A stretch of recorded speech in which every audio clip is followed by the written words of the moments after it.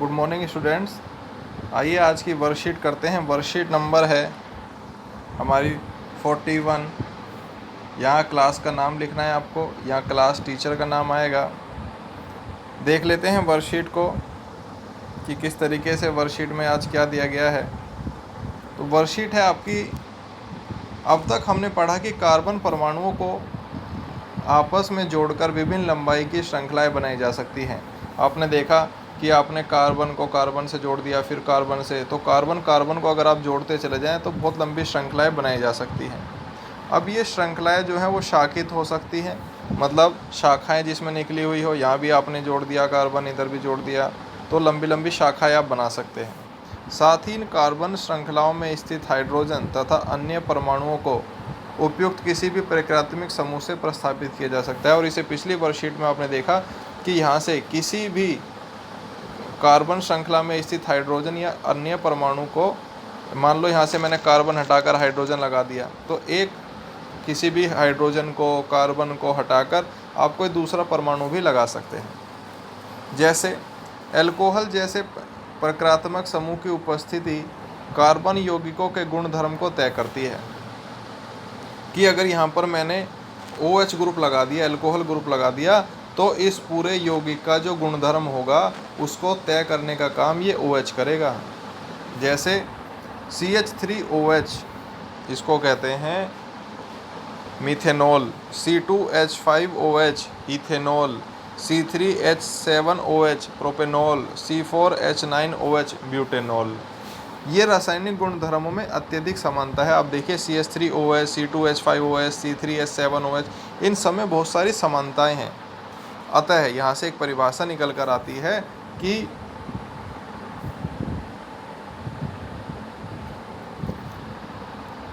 यौगिकों की ऐसी श्रृंखला जिसमें कार्बन स्थित श्रृंखला में स्थित हाइड्रोजन एक ही प्रकार का प्रकृत्मक समूह प्रस्थापित करता है, उसे समजातीय श्रेणी कहते हैं। तो यहाँ से जो परिभाषा निकल कर आई आपके पास में, वो समजातीय श्रेणी की आई कि ऐसी श्रृंखला की एक ऐसी श्रृंखला जिसमें जो हाइड्रोजन है उसको हटाकर एक ही प्रकार का प्रकृत्मिक समूह प्रस्थापित करता है। आप देखिए इस उदाहरण में CH3OH में OH नज़र आ रहा है, यहाँ भी OH, यहाँ भी OH, यहाँ भी OH, तो यहाँ एक ही प्रकार का प्रकृत्मक समूह आपको सब में नज़र आ रहा है। तो ऐसी श्रृंखला है जहाँ एक ही प्रकार का प्रकृत्मिक समूह पाया जाता है, वो समजातीय श्रेणी कहलाती है। इंपॉर्टेंट परिभाषा है, सभी याद रखेंगे इसको। यदि हम उत्तरोत्तर यौगिकों के सूत्र को देखें, जैसे आप यहाँ देखें, इसको देख लेते हैं एक बार।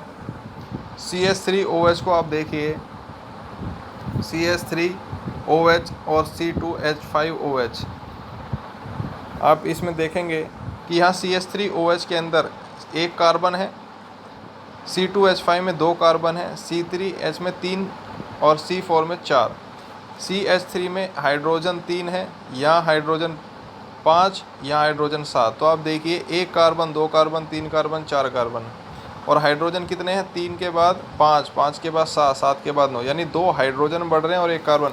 यानी एक श्रेणी से दूसरे में जाने के लिए, यौगिक में जाने के लिए आपको अंतर जो आ रहा है वो CH2 का अंतर आ रहा है, 1 कार्बन और 2 हाइड्रोजन का अंतर आपको देखने को मिल रहा है।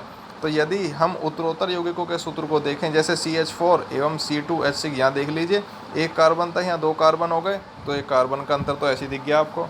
हाइड्रोजन 4 थे, हाइड्रोजन 6 हो गए, तो यानी 2 हाइड्रोजन का अंतर। यानी एक से दूसरे में जब हम जाते हैं तो किसका अंतर नज़र आता है? CH2 इकाई का अंतर आता है, याद रखेंगे सभी बच्चे। ऐसा ही ये क्वेश्चन दिया गया है, ये एक एग्जाम्पल दिया गया है C2H6 और C3H8। यहाँ देख लीजिए C2 था, यहाँ C3, यानी 1 कार्बन का अंतर आ गया। यहाँ CH हाइड्रोजन 6 हैं और यहाँ हाइड्रोजन 8 हैं, तो हाइड्रोजन 2 का अंतर आ गया। यानी एक यौगिक से दूसरे यौगिक में जब जाते हैं आप समजातीय श्रेणी में, तो अंतर आता है CH2 का। तो ब्रैकेट में देख लेते हैं, दिया गया है, इन उत्तर देने का प्रयास करें। आपको इनके उत्तर देने का प्रयास करना है। उत्तर क्या देना है, जरा क्वेश्चन पहले पढ़ लेते हैं। अगले युग्म प्रोपेन CH3H8 प्रोपेन है और ब्यूटेन C4H10 में क्या अंतर है? जैसे मैंने यहाँ आपको अंतर बताया CH2 का, तो आप इसमें देखकर बताइए। यहाँ 3 कार्बन है, यहाँ 4 कार्बन है, 1 कार्बन का अंतर आ गया। हाइड्रोजन यहाँ 8 है, हाइड्रोजन 10 है, यानी 2 कार्बन का। तो यहाँ भी अंतर कितने का है? CH2 का है। तो ये इसका आंसर हो गया CH2। उसके बाद क्वेश्चन नंबर 2 क्या कहता है वो देख लेते हैं। क्या आप इन युग्मों के आणविक द्रव्यमानों में अंतर ज्ञात कर सकते हैं? आपको आणविक द्रव्यमान 9th क्लास में सिखाया गया है कि Ca3H8 का आणविक द्रव्यमान निकालिए और C4H10 का द्रव्यमान निकालिए, आणविक द्रव्यमान, और देखिए इनके बीच का अंतर कितना होता है, और ये आप निकाल कर बताएंगे। इसके बाद आगे चलते हैं। जैसे ऊपर हमने आपको ये अल्कोहल का उदाहरण दिया, ऐसे ही इसी प्रकार एल्कीन, अब यहाँ बात कर रहा है एल्कीन की। एल्कीन का मतलब हुआ कि बीच में जो बॉन्ड आ रहा है वो कैसा आ रहा है? बीच में जो बॉन्ड आएगा वो एल्केन, एल्कीन, एल्काइन, यानी कार्बन कार्बन के बीच में कैसा बॉन्ड होगा? Double bond.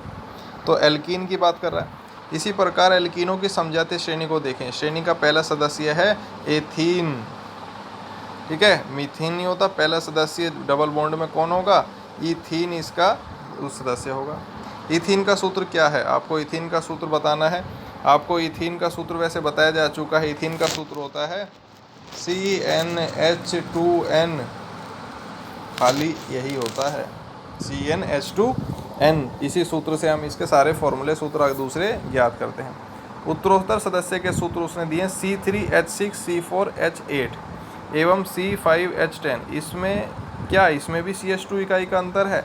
तो आप देखकर बताइए, क्या यहाँ C3 है, यहाँ 4 हो गया, यहाँ हाइड्रोजन 6 था, यहाँ 8 हो गया। तो आप देख रहे हैं यहाँ भी मुझे तो अंतर CH2 का ही नज़र आ रहा है। तो उत्तर क्या होगा कि हाँ, यहाँ भी उत्तर जो अंतर आ रहा है दोनों के बीच का वो CH2 का ही है। आगे बढ़ते हैं। क्या आपने इन यौगिकों में कार्बन एवं हाइड्रोजन के परमाणुओं की संख्या के बीच कोई संबंध प्रतीत होता है?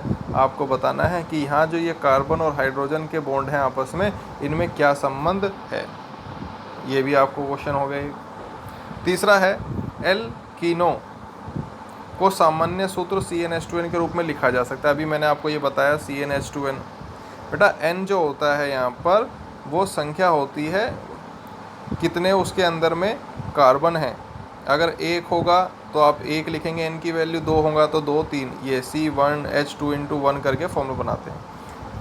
क्या आप इसी प्रकार एल्कीनों तथा एल्काइन होते हैं जिनके अंदर कार्बन और कार्बन के बीच में ट्रिपल बॉन्ड होता है, तीसरी आबंध वालों को कहा जाता है क्या? एल्कीनों या एल्काइन इसको कहा जाता है। एक सिंगल होगा तो एल्काइन कहेंगे, बहुत सारे होंगे तो फिर एल्कीनों कहा जाएगा। तो आपको बताना है इसी प्रकार एल्केनों तथा एल्काइनों का सामान्य सूत्र क्या होगा। सामान्य सूत्र एल्कीनों का मैं आपको बता देता हूँ। एल्केनों का तो CnH2n CnH2n-2 होगा, और एल्काइनों का सूत्र होगा CnH2n+2। आप अपने बुक में भी आंसर आसानी से इनके देख सकते हैं, एल्कीनों का और एल्काइनों का सूत्र क्या है। आगे बढ़ते हैं। कार्बन यौगिकों की नाम पद्धति। कार्बन यौगिकों के जो नाम लिखे जाते हैं वो कैसे लिखे जाएंगे? किसी समजातीय श्रेणी में पहले ये देख लेते हैं कि समजातीय श्रेणी के गुण कौन कौन से होते हैं। तो जब किसी समजातीय श्रेणी में आणविक द्रव्यमान बढ़ता है तो भौतिक गुणधर्मों में क्रमबद्ध दिखाई देता है कि अब समजातीय श्रेणी, जैसे ये CH3OH है और ये C2H5OH है, तो यहाँ द्रव्यमान जो है वो बढ़ेगा। तो जब आणविक द्रव्यमान बढ़ता है तो उसके भौतिक गुणधर्मों में भी वह उसका असर आपको दिखाई देता है। ऐसा इसलिए होता है क्योंकि आणविक द्रव्यमान के बढ़ने के साथ गलनांक एवं क्वथनांक में वृद्धि होती है। जैसे ही द्रव्यमान, आणविक द्रव्यमान बढ़ेगा तो उससे क्या होगा? समजातीय श्रेणियों के गलनांक और क्वथनांक में भी वृद्धि होगी। आगे बढ़ते हैं। किसी विशेष विलायक में विलेयता जैसे भौतिक गुणधर्म भी इसी प्रकार के क्रमबद्ध दर्शाते हैं। तो सेम चीज़, यानी वही बदलाव आपको उसके गुणधर्मों में नजर आएगा, किंतु पूर्ण रूप से प्रकृतिक समूह के द्वारा सुनिश्चित किए जाने वाले रासायनिक गुण समजातीय श्रेणी में एक समान बने रहते हैं। किंतु पूर्ण रूप से प्रकृतिक समूह द्वारा निश्चित किए जाने वाले रासायनिक गुण समजातीय श्रेणी में जो रासायनिक गुण होते हैं जो इस प्राकृतिक समूह की वजह से आते हैं वो एक जैसे ही रहते हैं। यानी समजातीय श्रेणी में जो भौतिक गुण होते हैं वे तो आणविक द्रव्यमान के साथ में बदलते हैं, लेकिन रासायनिक गुणधर्म जो होते हैं वो जो प्रकृत्मिक समूह द्वारा सुनिश्चित किए गए हैं वह निश्चित रहते हैं। तो दो चीज़ आपको यहाँ से समझने को मिल गई। अब चलते हैं कार्बन यौगिकों की नाम पद्धति के ऊपर। कार्बन यौगिकों की नाम पद्धति का मतलब है कि उनका नाम कैसे रखा जाता है, उनको नाम कैसे दिया जाता है। तो कार्बन यौगिकों की नाम पद्धति, किसी समजातीय श्रेणी में यौगिकों के नाम का आधार बेसिक कार्बन की उन मूल श्रृंखलाओं पर आधारित होता है जिनको प्रकृत्मिक समूह की प्रकृति के अनुसार पूर्वलग्न होता है जो उपसर्ग जो पहले लगता है, अनुलग्न होता है पीछे लगता है और अनुलग्न होता है प्रत्यय जो आगे लगता है के द्वारा संशोधित किया गया हो। जैसे अल्कोहल अगर है तो अल्कोहल में मीथेनॉल, अल्कोहल में आवाज़ आएगी ओल की। तो अगर मीथेन है और मीथेन में अल्कोहल ग्रुप जुड़ गया, मान लीजिए मीथेन होता है CH4, इसमें अगर मैं अल्कोहल ग्रुप जोड़ूंगा तो कैसे जोड़ूंगा, मैं एक हाइड्रोजन हटाऊंगा और C4 की जगह ये हो जाएगा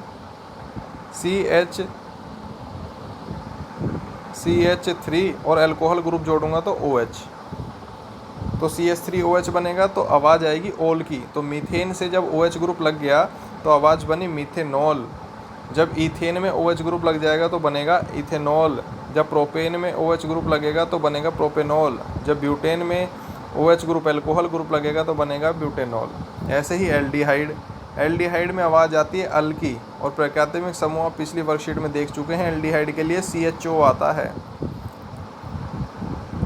CHO आपको नज़र आएगा। एल्डिहाइड के लिए आवाज़ आएगी एल की। तो अगर CHO लगा हुआ है मीथेन में तो मीथेनल होगा, अगर CHO लगा हुआ है ईथेन में तो इथेनल होगा, CHO लगा हुआ है प्रोपेन में तो प्रोपेनल होगा, CHO लगा है ब्यूटेन में तो ब्यूटेनॉल होगा। इसके बाद कार्बोक्सिलिक अम्ल के लिए आपने देखा C डबल बॉन्ड OH होता है।